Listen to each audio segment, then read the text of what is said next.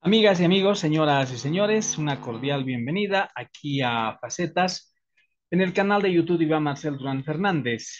Muy contentos de estar otra vez junto a ustedes para presentarles las facetas de la vida, porque estamos donde otros no están. Esta es la emisión de Facetas correspondiente a este miércoles 6 de marzo del año 2024. El programa de hoy, amigos y amigas, tiene un contenido bastante importante, diría yo. Vamos a dar lectura a algunos artículos de la prensa nacional e internacional. Y por supuesto, después de cada lectura, vamos a emitir un criterio, una opinión del programa con referencia al contenido de esos artículos que, reitero, son publicados en la prensa nacional e internacional. Y como siempre, también quiero dar las gracias a quienes de manera periódica nos siguen en el programa de Facetas y también a quienes se han suscrito y para quienes aún no lo hicieron, tienen la oportunidad de hacer para que Facetas siga como hasta ahora en esa línea de comunicar en las redes sociales hechos, actitudes, fenómenos, en fin, todo lo que sucede a nuestro alrededor, las distintas facetas de la vida. Quiero comenzar el programa de hoy para abordar un tema que no es en definitiva la última palabra en cuanto a su contenido. Tampoco nosotros vamos a ser o somos dueños de la verdad. Pero si hay algo innegable, es la realidad que vivimos, no solamente en Bolivia, sino en gran parte, por no decir en todo el mundo. Y me estoy refiriendo a la importancia actual que tienen las redes sociales. En muchos lugares del mundo, los medios de comunicación tradicionales, como la radio, la televisión, así como siempre hemos conocido desde hace mucho tiempo, poco a poco no han perdido, pero van en ese camino de perder esa prioridad, esa importancia que tenían hace algunos años, antes de que aparecieran las redes sociales. Y las redes sociales están en todas partes, están con toda la gente. Las redes sociales prácticamente han irrumpido todo el espectro de comunicación que se tiene a nivel internacional, porque con las redes sociales ya no podemos hablar solo de temas o irradiar mejor a un ambiente estrictamente nacional. Y me parece que esa es una diferencia constructiva, desde luego, que se tiene con los medios tradicionales de la información. Evidentemente, la radio, las estaciones de radio, han tenido un progreso técnico bastante notable. Primero, desde la famosa onda corta y la onda media, que los que tenían suerte de acuerdo a los espejos electromagnéticos de la naturaleza podían en la noche, eso se llamaba o denominaba espejos en el cielo, podían captar estaciones de radio de otras latitudes. Eso ha ido evolucionando porque gracias al Internet también hay muchas estaciones de radio que se pueden escuchar. Uno tranquilamente escucha radios de la China, de Estados Unidos, en el lugar donde esté, como estoy seguro que hay mucha gente en otros países u otras partes del mundo que tranquilamente pueden sintonizar radios de Bolivia, de Potosí, de Sucre, etcétera, etcétera. Sin embargo, pese a aquello, la diferencia también radica en que en los medios de comunicación social tradicionales, el ciudadano va captando una estación de radio o televisión donde sabe que podrían ofrecerle lo que a él le interesa. Pero el ciudadano tiene que someterse a lo que ese medio de comunicación tradicional le va a ofrecer, valga la reiteración. Eso no ocurre en las redes sociales, porque en las redes sociales no hay necesidad de que uno tenga una licencia, diría yo, para poder emitir un programa, como por ejemplo nosotros lo estamos haciendo a través del YouTube, en este canal de YouTube Iván Marcel Durán Fernández, sin que eso signifique que YouTube desde los Estados Unidos no haya hecho conocer las condiciones y las reglas a las que uno se debe someter. Pero que eso es muy diferente, reitero, a la forma tradicional en que se puede o podía instalar una estación de radio o una estación de televisión. Pero de cualquier manera, tanto los medios de comunicación social tradicionales y los medios de comunicación social no tradicionales, como ahora son las redes sociales, tienen un común denominador, y que los que han estado y aún están ejerciendo esas labores de comunicación en la radio y la televisión como medios de comunicación tradicionales, sí lo saben perfectamente. Y me estoy refiriendo a la libertad de prensa y a la libertad de expresión.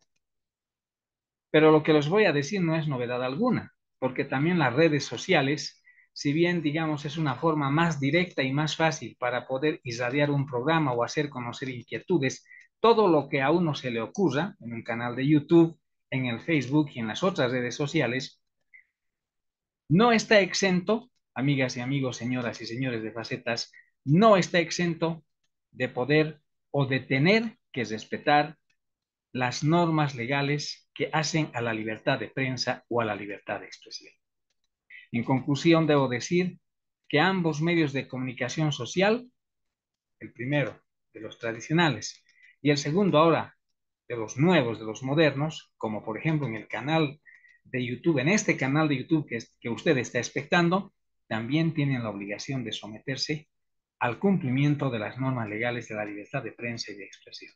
Y ahora eso es con mayor razón porque tenemos evidencia, lo hemos palpado, sabemos que este programa de Facetas que irradiamos de manera periódica desde Potosí, Bolivia, Patrimonio Cultural y Natural de la Humanidad, con mayor razón se ve en varias partes del mundo y con mayor razón tenemos que cumplir las normas legales de la libertad de expresión y la libertad de prensa.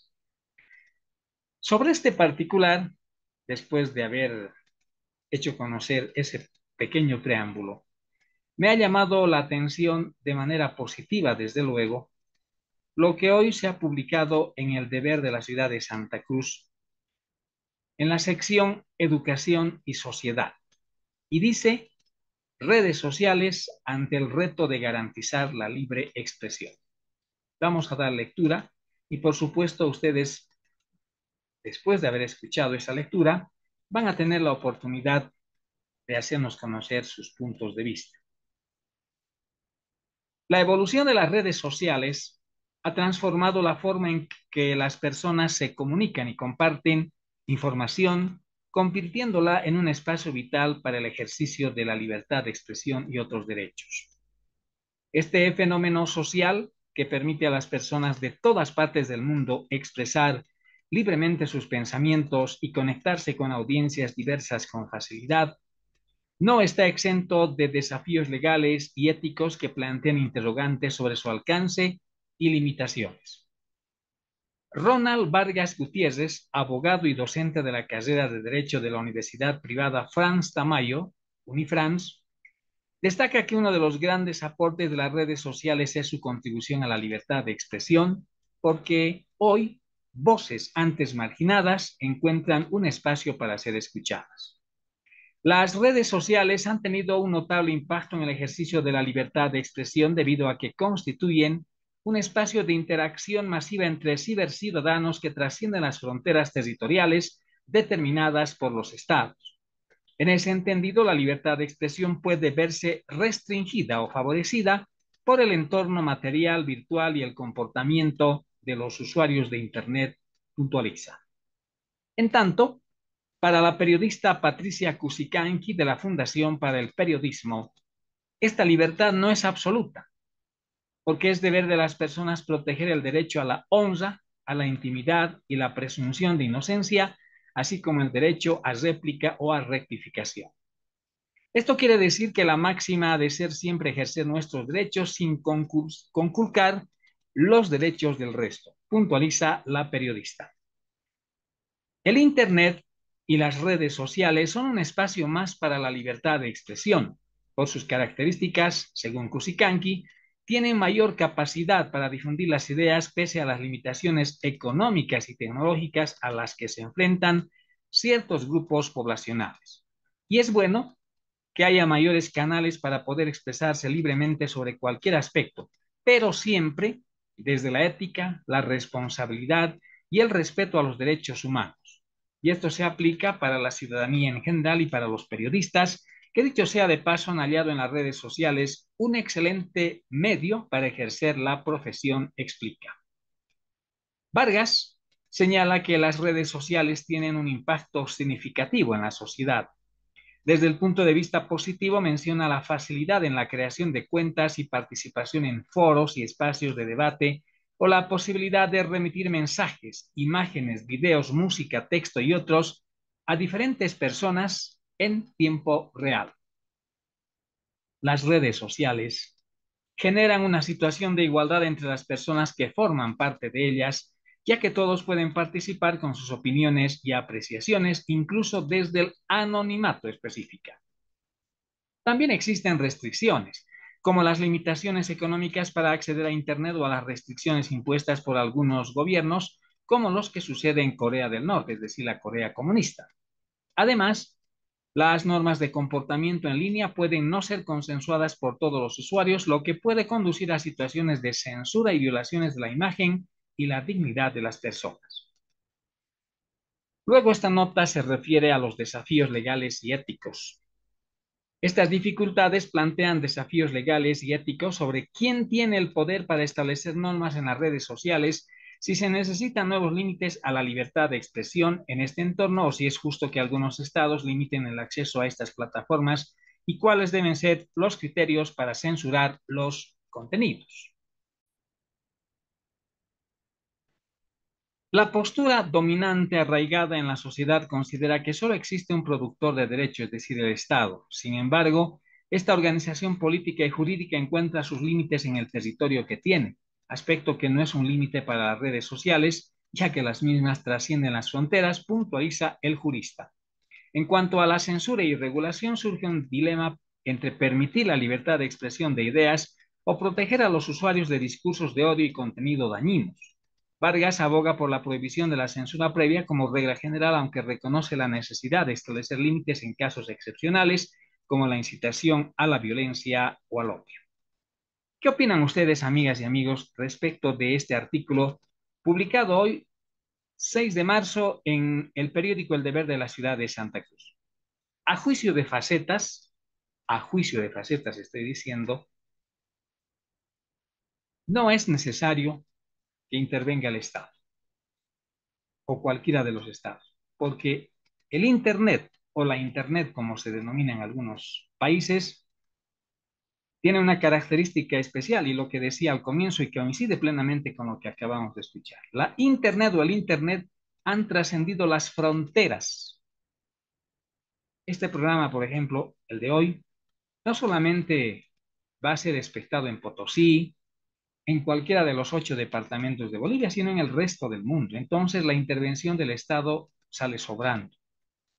Ahora bien, poner otro límite de restricciones, etcétera, etcétera, me parece que también cae en saco roto, porque cuando uno, por ejemplo, va a abrir un canal de YouTube, YouTube ya le indica cuáles son los derechos, cuáles son las obligaciones, a qué tiene que atenerse.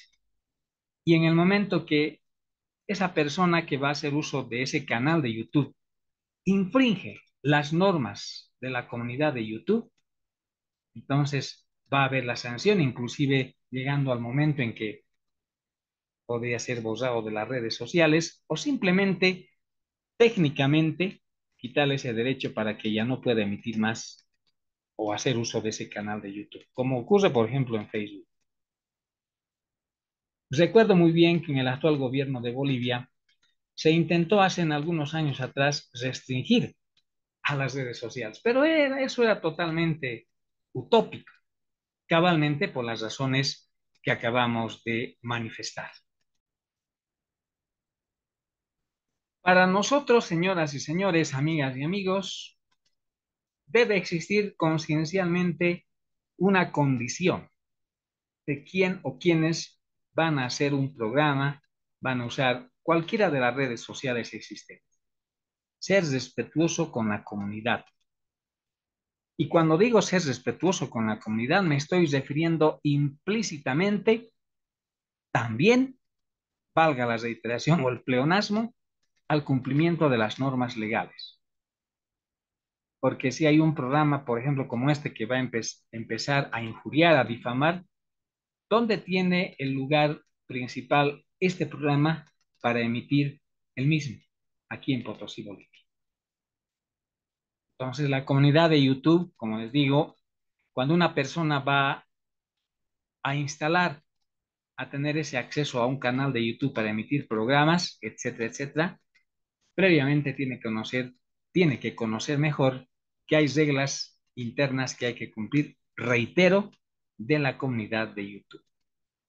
Por ello es imposible, si por ejemplo hay países comunistas, socialistas, como Corea del Norte, comunista neto, o Nicaragua, o hasta Cuba, donde se ha impuesto censura a la libertad de expresión y los gobiernos comunistas o socialistas quieran manejar las redes sociales autorizando, entre comillas, que solamente se vea lo que a ellos les conviene, pierde todo sentido, pierde todo valor. Ahí no hay respeto, pero ese es otro tema. ¿Qué les parece, señoras y señores? ¿Qué les parece, amigos y amigas? Háganos conocer sus opiniones aquí a Facetas en el canal de YouTube Iván Marcel Durán Fernández. Estamos presentando Facetas porque estamos donde otros no están. Una gran parte de la ciudadanía en Latinoamérica está molesta. Una gran parte de esa ciudadanía en Latinoamérica, por no decir casi la totalidad, está desesperada porque en sus países rigen gobiernos de apariencia democrática, pero que en el fondo son nada más y nada menos gobiernos dictatoriales. Están a un paso de convertirse en gobiernos totalitarios. Me estoy refiriendo a los países cuyos gobiernos están en la órbita del socialismo del siglo XXI. ¿Para qué repetir en este programa lo que ustedes ya saben? Cuando escuchamos a un socialista, a un comunista, cuando escuchamos a un dignatario de Estado de esos países que tienen ese tipo de gobierno, hablar de las maravillas que están haciendo, de las maravillas que ofrece el socialismo del siglo XXI. Hablan con tal dulzura que hasta uno podría creer, fascinarse o hacerse llevar por esa dulzura en las palabras con la que está usando ese político, entre comillas, que es parte del socialismo del siglo XXI. Y dentro de ese parámetro, diría yo, hay eslogans, hay opiniones, sobre todo hay propaganda, propaganda comunista, propaganda socialista, que ha hecho creer, no a todo el mundo, porque hay muchos países, hay mucha gente que sabe que es lo contrario, pero digo, entre comillas, ha hecho creer que Cuba es lo mejor que tiene en gobierno, que los habitantes de Cuba, al vivir en socialismo, están regidos bajo una perfecta igualdad social. Cosa que es mentira, es falsa y real desde todo punto de vista. Sobre ese particular, señoras y señores, Infobae, a nivel internacional y en este caso a nivel de América Latina, ha publicado hoy 6 de marzo en un artículo escrito por el periodista internacional Gastón Calvo y publicado en Infobae, un artículo que debería interesar a América Latina, especialmente a los países donde existen gobiernos dictatoriales o paradictatoriales que son fieles adherentes del socialismo del siglo XXI. En mi opinión, negadores de la libertad. Dice este artículo escrito por Gastón Calvo y publicado hoy a nivel internacional por Infobae, dice, Cuba está en emergencia energética e hídrica. Los apagones y la escasez de agua prenden las alarmas en la población. Los problemas en Cuba, dice la nota, no son nuevos. Lamentablemente, sus habitantes se tuvieron que ir acostumbrando con el correr de los años a los frecuentes apagones y a la escasez de agua, y entre otros grandes inconvenientes que los aquejan día a día, la pobreza, el precario sistema de salud, la vivienda y la inseguridad, por mencionar solo algunos. Ojo, sobre todo dice grandes inconvenientes que los aquejan día a día, la pobreza. Pero no se supone que el socialismo es la llave para salir de la pobreza y que el capitalismo solo genera pobreza. ¿Entienden? El eslogan es ese de los socialistas, de los comunistas, y en este caso de los gobiernos como el de Cuba, que con el socialismo se derrotará, se hará a un lado, se ganará a la pobreza. Por eso se habla tanto del pueblo. Pero cuando nos referimos o damos lectura a este artículo de Infobae que hace una referencia a la crisis ya humanitaria que sufre Cuba, uno de verdad se sorprende. En más de 50, 60 años de socialismo aún no se ha logrado erradicar la pobreza. Bueno, los gobiernos socialistas son los magníficos gerentes o administradores de la pobreza. Pero sigamos con esta nota. Dos investigaciones independientes, Cuba colapsa y también se apaga, de Emilio Morales. Y el problema del agua en Cuba, del Observatorio Cubano de Auditoría Ciudadana, arrojaron luz sobre la emergencia en los sectores hídrico y energético en la isla. El estudio de Morales, publicado por Cuba Siglo XXI, destaca una crisis eléctrica en aumento. Después de décadas de negligencia en la modernización de la matriz energética, la Unión Eléctrica enfrenta un déficit del 31,1% entre la oferta y la demanda de electricidad, y esta cifra pudiera ser aún mayor en las próximas semanas. La infraestructura obsoleta y la falta de inversión han dejado a la población sufriendo apagones cada vez más frecuentes y prolongados. Morales indica que la crisis energética no tiene solución inmediata. Se requieren inversiones, ojo, multimillonarias, y demoraría de 6 a 8 años reconstruir la capacidad de generación termoeléctrica. Por su parte, el informe del Observatorio Cubano de Auditoría Ciudadana remarca la crisis del abasto de agua en la isla. Y a pesar de contar con extensos sistemas de embalses, más del 67% de la población cubana no recibe agua de manera estable en sus hogares. Escuchen bien, más del 67% de la población cubana no recibe agua de manera estable en sus hogares. Que el socialismo no es sinónimo de calidad de vida, de comodidad, todo esto, que no es un invento. Todo esto no debería ser posible en un gobierno socialista. Tampoco vayan a pensar que en los países, muchos países del mundo donde no rige el socialismo, muchos problemas no existen. Por supuesto que existen. Pero en estos casos, lo que prima es el egoísmo de las personas. Y en el caso de Cuba, no solamente que predomina el egoísmo de la gente, de sus gobernantes, sino el aspecto político partidista. Creer en algo que ya no sirve o no funciona en más de 50, 60 años, de verdad es ya estar enfermo psicológicamente. Porque yo me sorprendo, les digo, señoras y señores, amigas y amigos de Facetas, que en Cuba, el país del paraíso del socialismo, 67% de la población cubana no tenga agua de manera estable en sus hogares. Pero sigamos leyendo este informe de Infobae. Casi 2 millones de cubanos, 1.884.000, no tienen acceso a agua potable. Aunque el régimen reconoce solamente menos de 1 millón, claro. Los gobiernos socialistas o comunistas, aparte de tener un gran aparato de propaganda, claro, siempre van a hacer creer al pueblo que lo que es blanco es negro. Nunca van a decir la verdad, porque el día que digan la verdad, se van del poder. Reitero, casi 2 millones de cubanos, 1.884.000, no tiene acceso a agua potable. Y aunque el régimen reconoce solamente menos de 1.956.000, tratando de tapar el sol con un dedo. La falta de mantenimiento de la infraestructura. 1. La mala gestión de los recursos hídricos. y la priorización del turismo sobre las necesidades básicas de la población a la hora de garantizar el suministro del preciado líquido agravan la situación. Ambos informes coinciden en la necesidad urgente de abordar los problemas estructurales que afectan a Cuba. La crisis hídrica y energética no solo impactan la calidad de vida de millones de cubanos, sino que también tienen graves implicaciones para la salud pública y el medio ambiente. Ese es el tema en lo referente al agua, al sistema hídrico.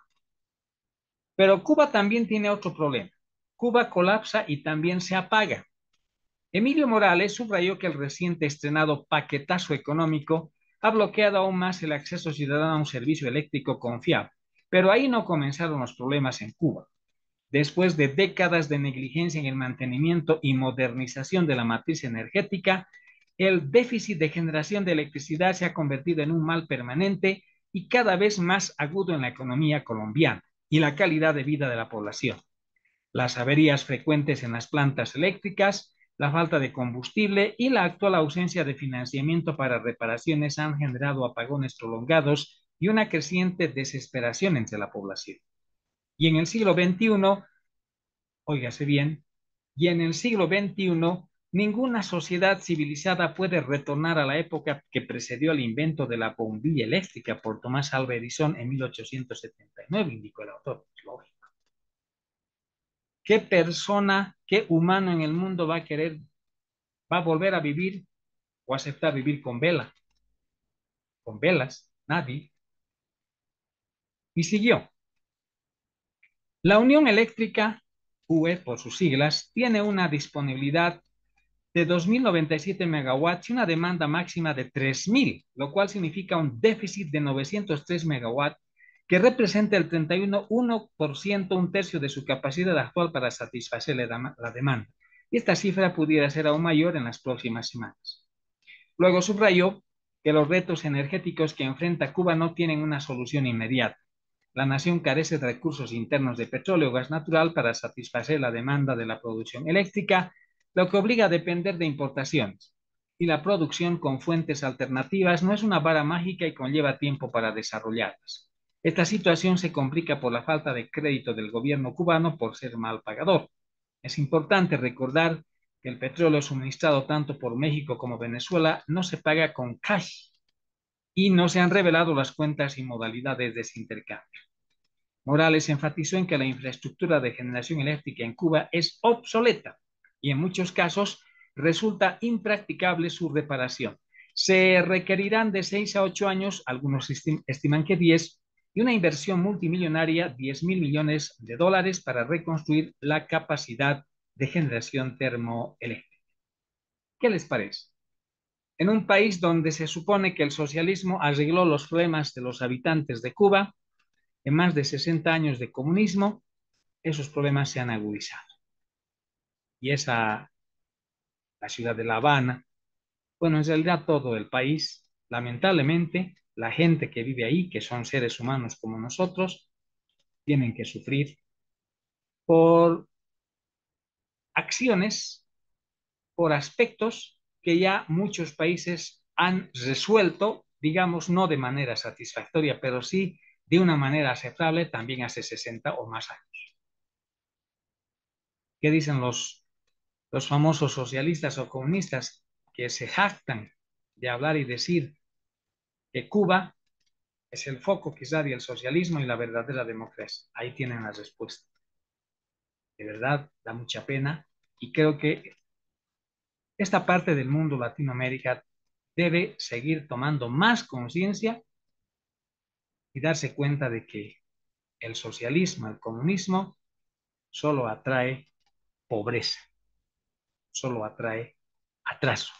Y no son solo palabras, sino que los hechos son elocuentes, las pruebas están ahí, en muchos de los países que tienen ese sistema político, pero sobre todo en Cuba, que es desde donde se supone que se irradian todas las doctrinas, todos los lineamientos a muchos gobiernos paradictatoriales para ejercer el famoso socialismo del siglo XXI.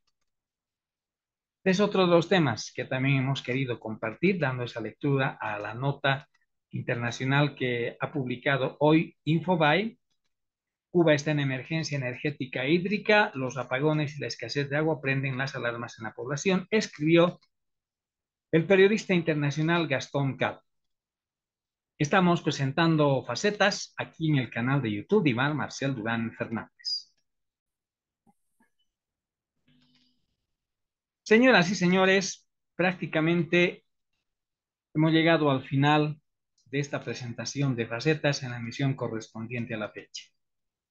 Hemos querido primero dar lectura, lo hemos hecho, luego hemos hecho el comentario que corresponde y ahora les toca el turno a ustedes, amigas y amigos de las redes sociales que están suscritos a este programa y quienes tienen la oportunidad de ver Facetas, también de emitir sus puntos de vista sobre, primero, la importancia de las redes sociales ante el reto de garantizar la libertad de expresión, y luego la situación en la que se encuentra Cuba en emergencia energética e hídrica, porque los apagones y la escasez de agua, de carburantes, de verdad hace muchos años que ya han encendido las alarmas en la población. Escríbanos, queremos conocer sus opiniones y de esa manera vamos a seguir adelante aquí en Facetas, programa de redes sociales que periódicamente se transmite desde Potosí, Bolivia, patrimonio cultural y natural de la humanidad para todo el mundo. Gracias por su deferencia. Volveremos en cualquier momento para presentar Facetas, porque estamos donde otros no están. Gracias, permiso.